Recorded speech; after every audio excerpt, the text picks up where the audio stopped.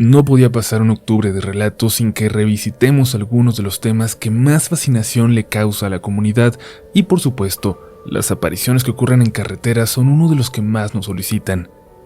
Es por eso que nos pusimos a revisar de entre todo lo que nos mandan para llegar a estos que creemos son algunos de los más impresionantes.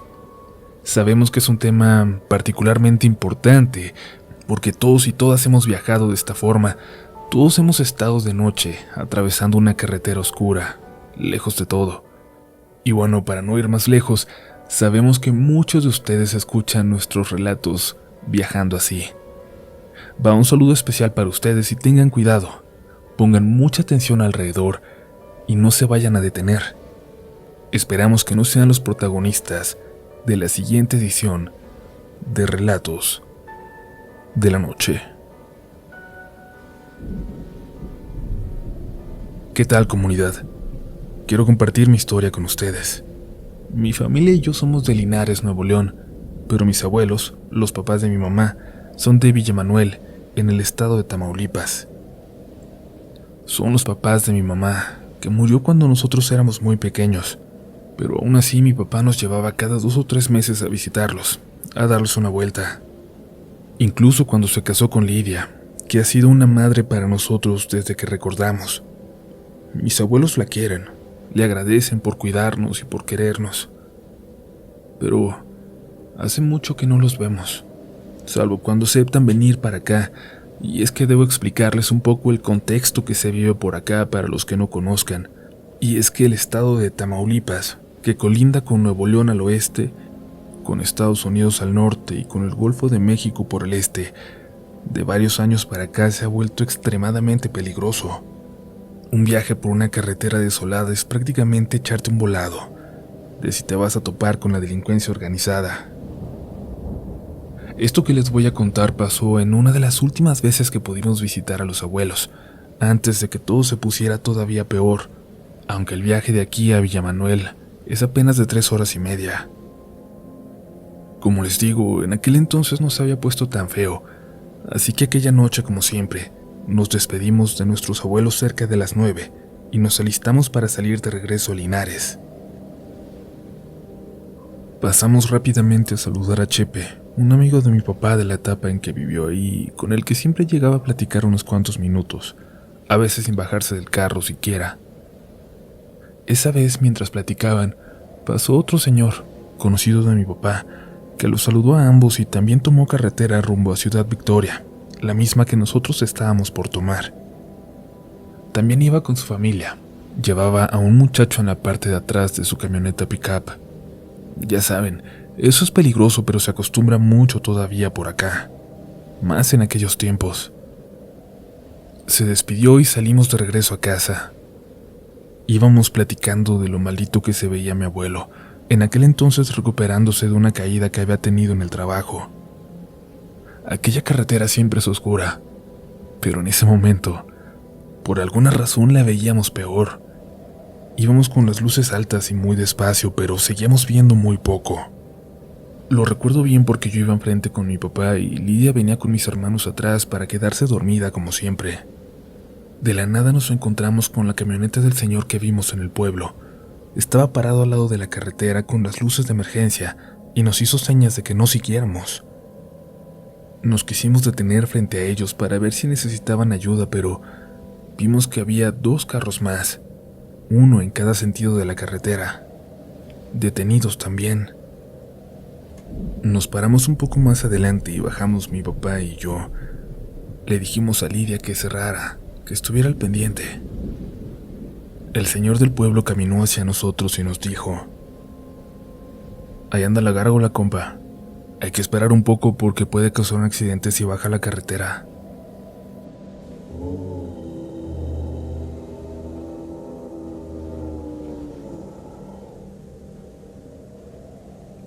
Mientras lo decía, mientras mi papá intentaba digerir aquellas palabras, alcanzamos a escuchar una voz a lo lejos, una especie de sonido casi gutural que parecía venir de la oscuridad, muy a lo lejos.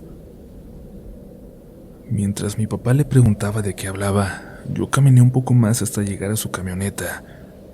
Ahí estaba el muchacho todavía en la parte de atrás y le pregunté qué había pasado, con más confianza porque éramos de la misma edad.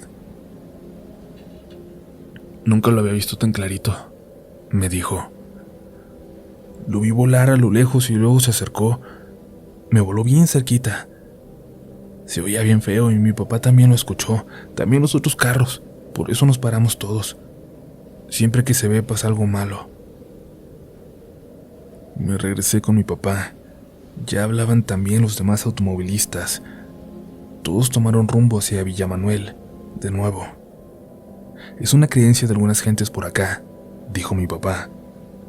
Dicen que algo pasa cuando esto se ve, pero pues, son creencias.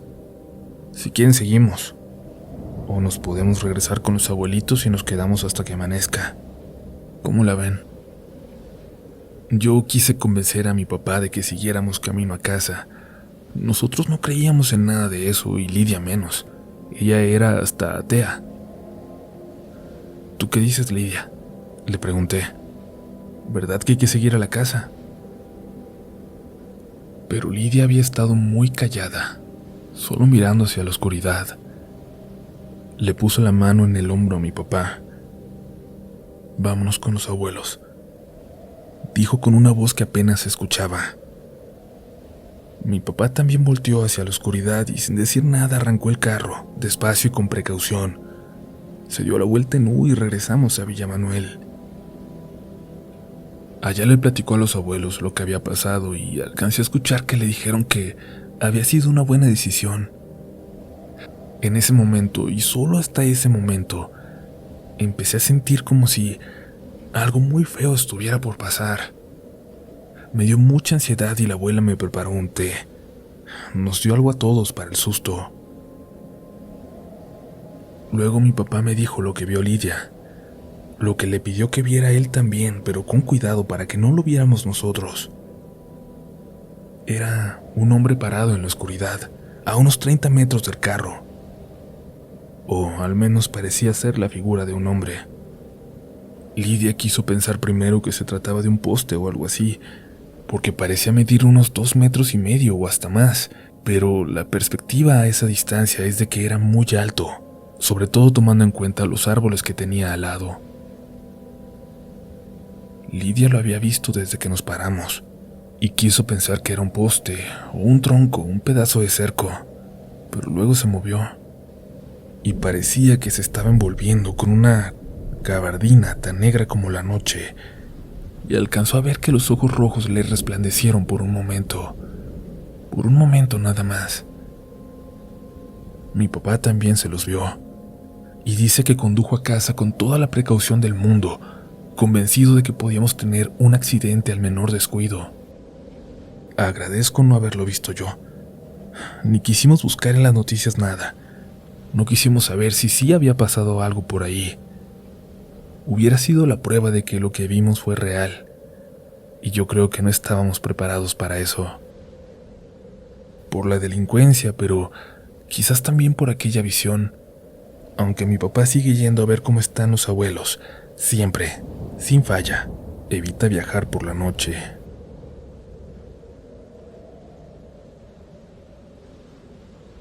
Mi experiencia se da a finales del año pasado, cuando aún podíamos viajar y creo que vale la pena contarla por varias razones.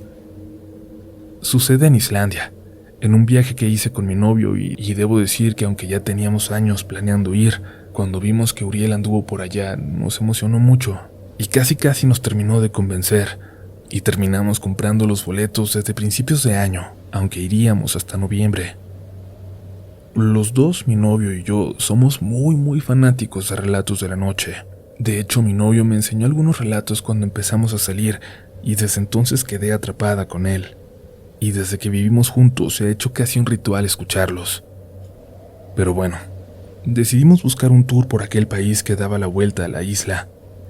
No era de una de las agencias que todos usan, al contrario, era muy informal, de un chico canadiense que tiene algunos años viviendo en Islandia y utiliza su camioneta particular para dar estos paseos en conjunto con pequeños hotelitos, casi improvisados, en algunos de los pueblos menos turísticos.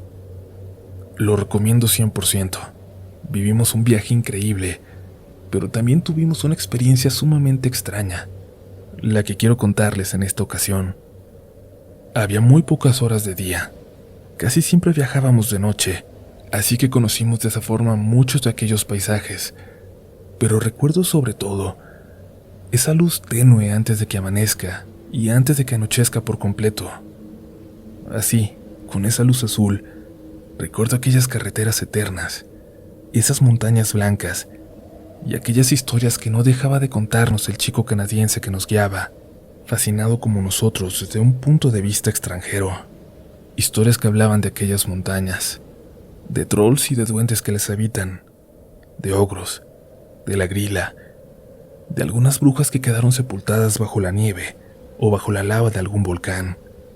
Son un pueblo lleno de leyendas y los paisajes se prestan para eso. En un paso precioso en el norte, cuando caía ya la noche por completo, el joven se detuvo y nos dijo que quería que viéramos algo. Íbamos mi novio y yo, una pareja canadiense y dos señores noruegos que ya habían visitado anteriormente Islandia, pero no así, no en un tour como ese, conociendo esos rincones que no aparecen en los más populares. Estábamos por llegar a Akureyri, si mal no recuerdo. Paramos literalmente en medio de la nada para intentar ver aquella cascada. Regresamos a la camioneta y el guía se quedó callado por un momento, interrumpiendo una explicación. Y de la nada, nos pidió bajar. Estaba muy emocionado. Prácticamente nos obligó a hacerlo. Afuera hacía mucho frío. Nos pidió esperar solo un momento. No entendíamos qué había escuchado, qué lo había emocionado así. Estábamos esperando todos con una cara incómoda, pero nos dijo que valdría la pena, que pronto llegaríamos al hotel y tomaríamos chocolate caliente, y tendríamos una gran historia para contar. Caminó un poco alejándose unos metros de la camioneta, y nos preguntó si creíamos en las leyendas que nos había contado hasta el momento. Yo le dije que eran eso, leyendas, y como si me estuvieran respondiendo, un sonido a lo lejos me estremeció.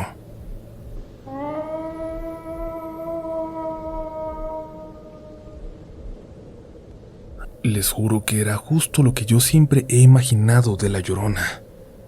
Un llanto lejano que se confunde con el viento. Nos pidió entonces que corriéramos y se alejó por la oscuridad. Los dos señores noruegos corrieron detrás de él y los canadienses y nosotros regresamos unos metros para acercarnos más a la camioneta, a la única fuente de luz. Escuchamos las voces de ellos a lo lejos y de pronto se callaron. No sé cuánto tiempo pasó. Probablemente unos minutos nada más, cuando los vimos salir de nuevo de la oscuridad. Uno de los señores venía con los ojos casi desorbitados, como si estuviera muy impactado. El otro señor y el chico del tour parecían estar muy entusiasmados, como contentos. La vimos, repetían en inglés. Casi nunca se puede ver, a veces se escucha, pero hoy la vimos. Es mucho más raro que ver una aurora boreal, decía el guía.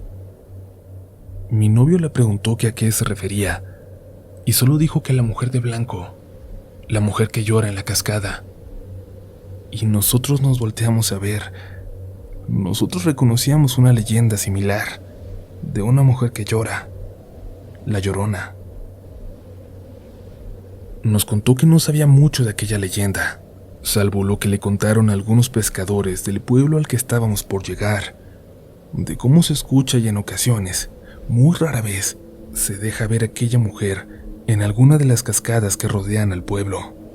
Nadie sabe su historia ni de dónde surgió, pero dicen que se le ha visto por generaciones. Yo para este momento ya me estaba muriendo de miedo, pero el chico no dejaba de mostrar su emoción. Creo que es hasta cultural, la forma en que vemos o reaccionamos a lo sobrenatural. Mi novio habla mejor inglés que yo, y él intentó contarles un poco de nuestra Llorona, de nuestra leyenda, y los orígenes que le hemos ido dando por acá, al grado de relacionarla con partes de nuestra historia. Nunca me imaginé esa escena, recorriendo una carretera negra, absolutamente negra, cerca del círculo polar, después de haber escuchado un llanto espectral por primera vez en mi vida, junto a gente de diferentes partes del mundo, que no tenían idea del miedo que genera en un mexicano escuchar algo así, lo que representa, a quién representa. Aunque salíamos muy temprano la mañana siguiente, todos nos quedamos en el café del hotel hasta tarde, tomando chocolate, todos contando historias de fantasmas. Incluso puedo decirles que todas las leyendas que me habían parecido increíbles hasta entonces, folclore y fantasía, las brujas gigantes, los ogros, los trolls que se decía que habitaban aquellas montañas, tomaron una relevancia distinta a partir de ese momento. Ahora estoy segura que aquellas montañas de hielo guardan muchos secretos. A pesar de todo esto, me muero por volver. Les mando un abrazo y aunque yo no vi nada en aquella carretera, puedo jurar que es cierto lo que escuché. Comunidad, espero que estén disfrutando de estos relatos. Les recordamos suscribirse a este espacio para que nunca se pierdan el nuevo contenido y además que pueden encontrarnos también en Instagram y en Twitter como RDLN Oficial. Los esperamos también por allá. Nos queda una historia más y vamos a ella. Esto es Relatos de la Noche. Sé que es muy probable que no vayan a publicar mi historia porque de este lugar ya han hablado mucho, pero a mí también me ha pasado algo en La Rumorosa. Esa carretera que si alguien niega que está cargada de una energía muy extraña, es porque no le ha tocado pasar por ahí. Fue hace poquito, ya que vivíamos la contingencia, y me tomó por sorpresa, porque esta vez ni siquiera iba pensando en el miedo que me provoca, sino en problemas en casa, en el trabajo, en todo lo demás. Iba clavado en mis pensamientos cuando todo pasó. Me hablaron de pronto para que fuera a recoger a unas personas que venían de Ciudad de México. Habían cambiado su vuelo y ya no podían llegar a Tijuana, sino a Mexicali, así que tuve que tomar la camioneta de pasajeros para ir a recogerlos. Como les digo, ni iba pensando en nada malo. No iba preocupado por La Rumorosa.